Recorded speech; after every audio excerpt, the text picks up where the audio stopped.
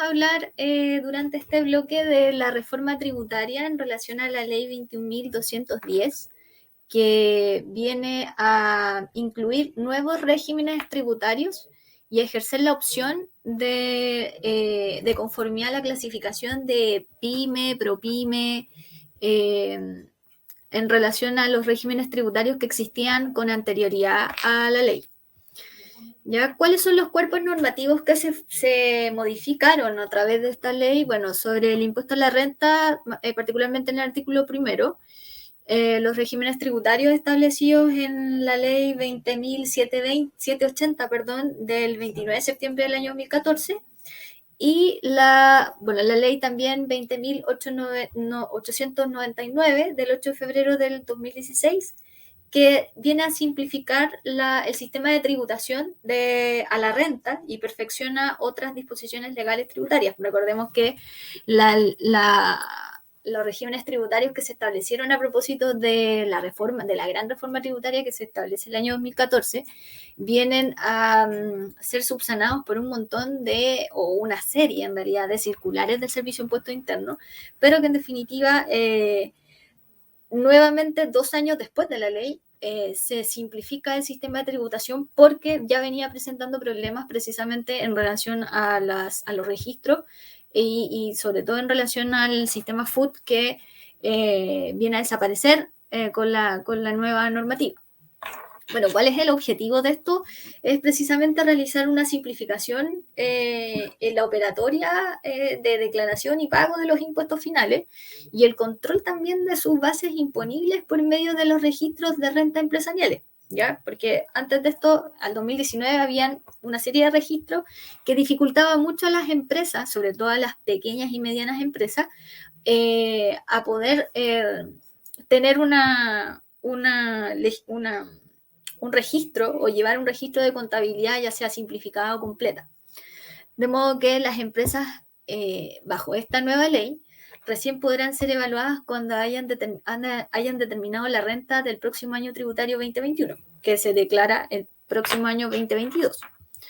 ¿Ya? ¿Cuáles son los hitos de interés de las empresas en materia de regímenes tributarios?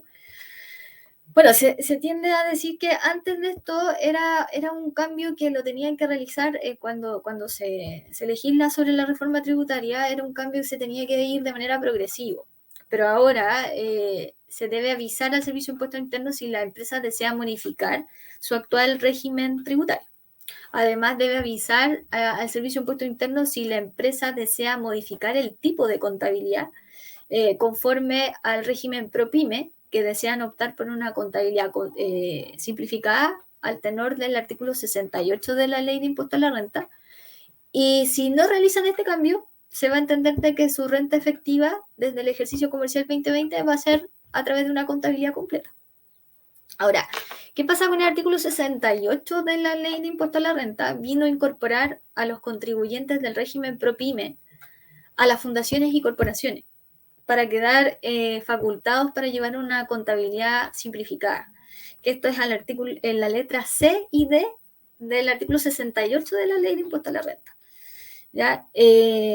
Recordemos que en Chile, particularmente, las fundaciones y corporaciones dicen relación también con el sistema educativo que tiene particularmente Chile a través de las fundaciones y corporaciones que se encargan de ofrecer el servicio de educación subvencionada, particular subvencionada, y aquí también podrían caber dichas asociaciones. Ahora, la letra chica de esta reforma tributaria, al tratar el régimen ProPyme en su artículo 14, letra D, de la Ley de Impuesto a la Renta, no aludió claramente a la aplicación del impuesto único del artículo 21 de la Ley de Impuesto a la Renta, que hoy tiene una tasa del 40%, ¿ya? Entonces, versa en general sobre aquellas partidas del artículo 33, número 1 del impuesto a la renta, que dice relación con aquellos gastos rechazados, que son desembolsos y partidas que son de cargo de precisamente de la empresa. Ahora, el artículo 68 de la Ley de Impuesto a la Renta, al optar el contribuyente por una contabilidad simplificada, ¿ya? igualmente le resultarán aplicables las normas sobre este impuesto único, liberándose expresamente de él, solo si su régimen es de transparencia tributaria. Vamos a ver ahí cuáles son realmente los regímenes. Ahora, la razón de este régimen la verdad que utiliza ciertos cazabobos, ¿ya? Porque deben evaluarse muy cuidadosamente por aquellas empresas que reúnen un mayor movimiento operacional y transacciones y cierto desorden también contable y tributario, que hay que decirlo, y que igualmente desean pertenecer a este régimen.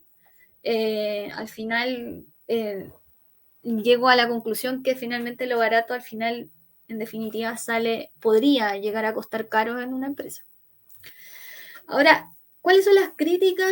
A mi entender, las críticas, la mayoría de las mini pymes han quedado con un régimen que en definitiva era casi espejo de lo que anteriormente tenía, en relación al régimen que tuvieron hasta el 31 de diciembre del año 2019, que era el régimen atribuido o semi-integrado, ¿ya? Con contabilidad simplificada, planillas y contratos. Bueno, y además se mantienen los regímenes de renta presunta y aquellos que no están sujetos a la ley, o sea, al artículo 14 de la ley de impuesto a la renta.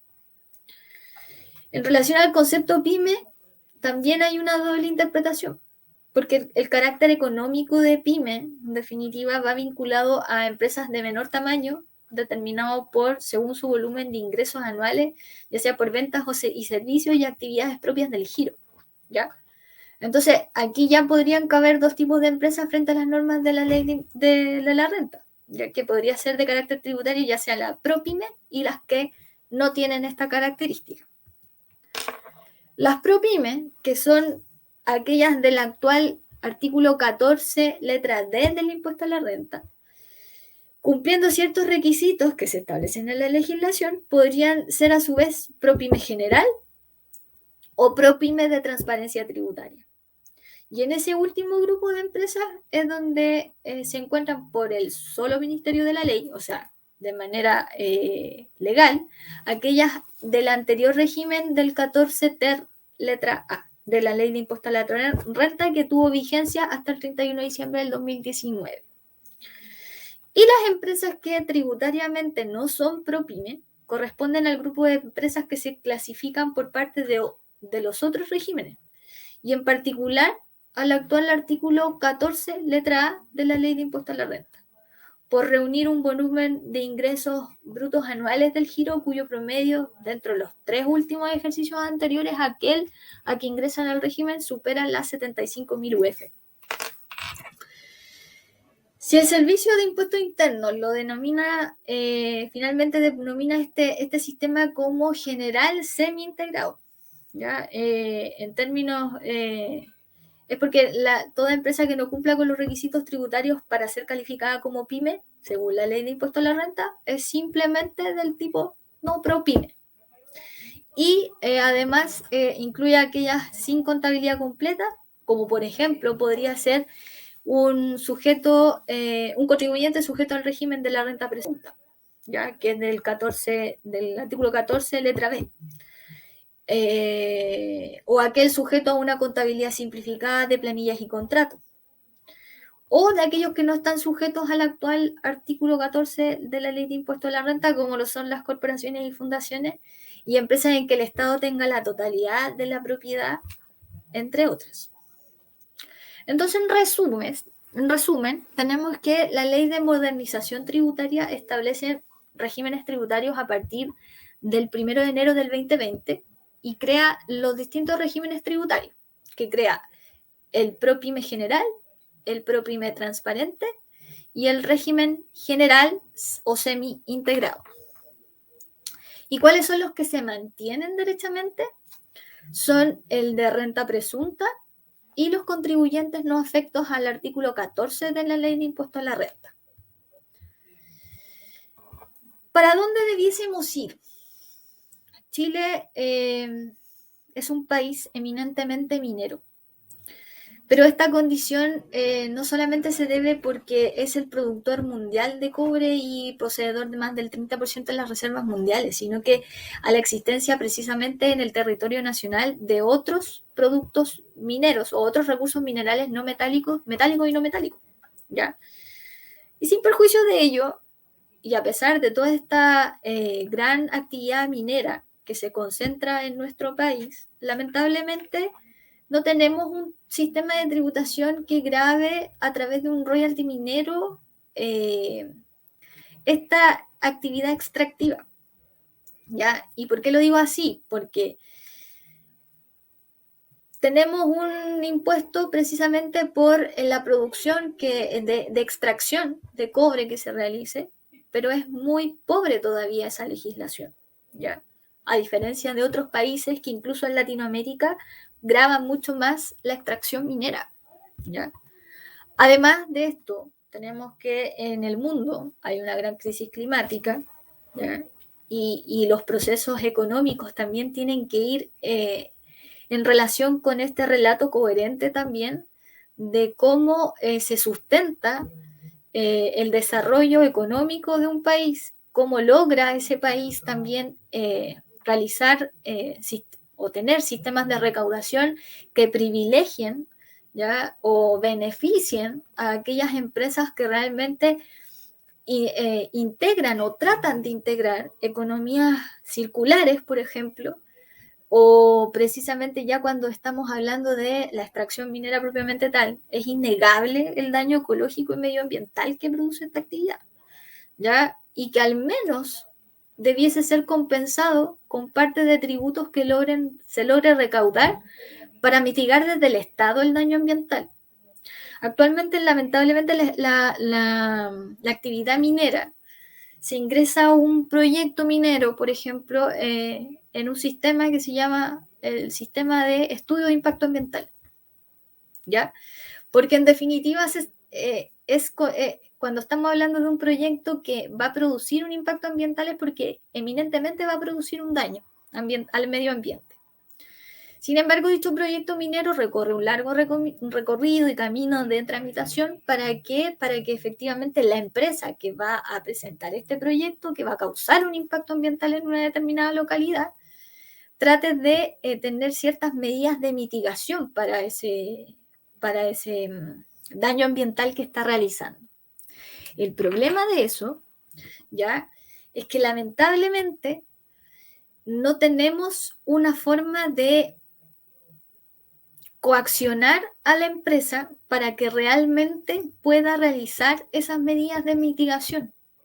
Por eso que, por ejemplo, vamos a hablar un poco de los relaves mineros. Y en el último catastro que hizo el Cernagiomín en el año 2017, encuentra 740 relaves mineros existentes en Chile, de los cuales están situados 10 en distintas regiones del país y del total 170 relaves mineros se encuentran abandonados a su suerte, 101 se encuentran activos y 469 se encuentran inactivos. Ahora, en relación a la mayor concentración de relaves inactivos y abandonados se distribuye en las regiones de Atacama, que son 131, Coquimbo, que es la región donde yo actualmente vivo, 356, y en tanto la menor cantidad se localizan en las regiones de Tarapacá, que son 6, en el Maule 2, mientras que Arica y Parinacota solamente cuenta con un relave en estado activo. Entonces mi pregunta, y yo creo que la pregunta que nosotros nos debiésemos hacer, si la minería es parte importante de nuestro desarrollo económico, pero a la vez también produce un gran daño medioambiental relevante, bueno, ¿en qué está el Estado y la política del Estado en tratar de, primero, realizar, tener un sistema tributario que grave precisamente a las empresas, como por ejemplo lo fueron los impuestos verdes, para precisamente propiciar ya la obtención de un vehículo que fuera menos contaminante que en relación a los otros vehículos que producen mayor contaminación y emisión de gases. Entonces, yo creo que para dónde vamos o para dónde el Estado debiese ir es precisamente para su sistema económico y su sistema tributario también preocuparse del medio ambiente. Si el medio ambiente no es algo actualmente en el mundo no es algo que en definitiva dice relación con un discurso romántico, donde no nos tenemos que hacer cargo, donde solamente puede partir de la buena voluntad de las personas o la buena voluntad de ciertos grupos económicos. Acá debiesen existir políticas que realmente, políticas de Estado estoy hablando, ¿ya? Donde realmente se impulsara también el beneficio para aquellas empresas que logran mitigar los efectos desastrosos que pueden existir en el medio ambiente. ¿Ya? ¿Qué se ha hecho en relación a la política de relaves, pero ha sido insuficiente? ¿Ya? 10 de las regiones del país existe un potencial riesgo para las poblaciones contiguas a estos yacimientos mineros. Y en agosto del año 2019, el mismo ministro de Minería da a conocer ciertos lineamientos como política nacional de relaves que busca hacerse cargo de una deuda histórica, lo señala, como lo aseguró el ministro de esa cartera, Baldo Puprica, lo anterior a través de una gestión de depósitos sustentables que contribuyen a mejor relación con el entorno. Entonces, a finales del 2018, esta autoridad anunció la implementación de un sistema centralizado de monitoreo, una alerta temprana en el tiempo real de las instalaciones diseñado y encargado por Fundación Chile. La idea de ellos era desarrollar un sistema estandarizado de monitoreo y alerta temprana para depósitos de relave que a través de una plataforma de gestión de información proporcionara a los actores involucrados, que son las compañías mineras, las autoridades y las comunidades también, ¿por qué no decirlo? Porque las comunidades también es importante, la información de calidad confiable y oportuna respecto al desempeño de estos depósitos, ¿ya? De estabilidad física y de las aguas circundantes, porque también existe un problema de agua dentro del sector donde se ubica un yacimiento minero. No olvidemos de que los relaves muchas veces filtran hacia las napas subterráneas y precisamente contaminan las aguas, ¿ya? El programa de tranques era la base de un observatorio de relaves que iba a contar el CERNA Geomín y era muy similar al que existe para monitorear la actividad volcánica de nuestro país. ¿Ya? Y esta herramienta era la que permitía dar alerta y tomar decisiones ante un posible riesgo. Pero vuelvo a insistir, la interrogante es, ¿cuáles son las sanciones tributarias? Y estos son para reflexión en realidad, que actualmente existen para las empresas mineras que abandonan los relaves y dejan la contaminación en una extensión de territorio. Y si acaso no será necesario cambiar quizás la óptica, comenzando por beneficiar a aquella actividad minera que contenga medidas de mitigación reales y procesos productivos que involucren economías circulares en los procesos, en la producción de residuos, porque no tan solo son los relaves mineros, los residuos son un sinfín de residuos que se produce en la actividad minera propiamente tal. Y por otro lado, el grado de contaminación es tan alto en sí mismo que se hace urgente grabar con mayor impuesto dicha actividad, como por ejemplo lo fueron los impuestos verdes, que si yo adquiero un vehículo con menos emisión de gases nocivos, voy a poder tener ciertas exenciones en relación a aquel individuo que elige precisamente un vehículo con emisiones de gases mucho más nocivas. De modo que esas son las mayores críticas que quizás se hacen en este sentido. Ahora, no hay que ser tampoco tan alarmista, o sea, tenemos un proceso de modernización tributaria que existe la digitalización de la emisión de los documentos tributarios, que eso ha facilitado mucho ahora en pandemia, sobre todo los procesos de emisión de boleta, ¿ya? Y la recepción precisamente de las boletas, ya sea de honorario, etcétera, etcétera, ¿ya? O facturas también. Existe un mayor impuesto que podría ser quizás verse reflejado ahora con el impuesto a los super ricos, que se llama, ¿ya?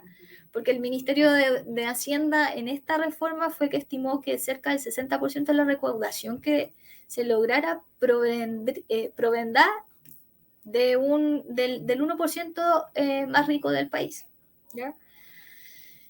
Ahora, mis críticas en el sistema, porque además fui abogada del servicio de tesorería, las críticas al sistema que yo realizo, en definitiva, es que lamentablemente en Chile la mayor cantidad de empresas está concentrada en la pequeña y mediana empresa. La mayor cantidad de gente que actualmente en pandemia ha quedado sin trabajo ha sido el emprendedor, que no califica dentro de esta categoría, ¿ya? Y hay mucho comercio informal también, ¿ya? Que tampoco está educado tributariamente para poder quizás a lo mejor insertarse en estas políticas, porque finalmente el sistema tributario nos aporta desarrollo al país, nos aporta beneficios a toda la república quizás. Por lo tanto, yo creo que una de las cosas que hay que propender es que los mercados pequeños también se vayan integrando en este sistema tributario.